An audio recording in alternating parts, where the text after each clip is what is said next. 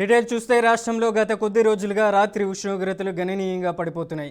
దీని ఫలితంగా చలి తీవ్రత అనూహ్యంగా పెరగడంతో సామాన్య ప్రజలు చలికి గజగజ వణుకుతున్నారు.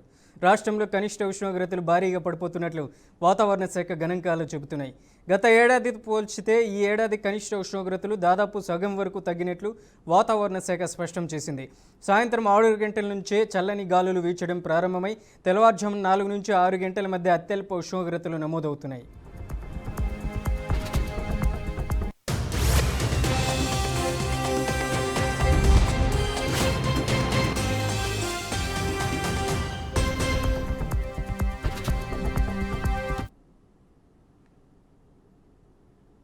ముఖ్యంగా గ్రామీణ ప్రాంతాలు, ఏజెన్సీలలో ఈ చలి ప్రభావం అధికంగా ఉంది. అనేక చోట్ల ప్రజలు చలి నుంచి ఉపశమనం పొందడానికి మంటలు వేసుకుంటున్నారు. ఉదయం పూట కూడా చలి ప్రభావం కొనసాగుతూ ఉండడంతో వృద్ధులు, చిన్నారులు ఇళ్లలో నుంచి బయటికి రావడానికి ఇబ్బందులు పడుతున్నారు.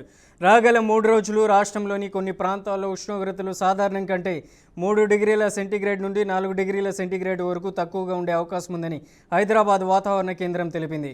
గడిచిన వారం రోజుల్లో కనిష్ట ఉష్ణోగ్రతలు భారీగా పడిపోయినట్లు వాతావరణ శాఖ గణాంకాలు చెబుతున్నాయి. 20 డిగ్రీల నుండి కొన్ని చోట్ల 15, మరికొన్ని చోట్ల 10 డిగ్రీల సెల్సియస్ వరకు కనిష్ట ఉష్ణోగ్రతలు నమోదవుతున్నట్లు పేర్కొంది.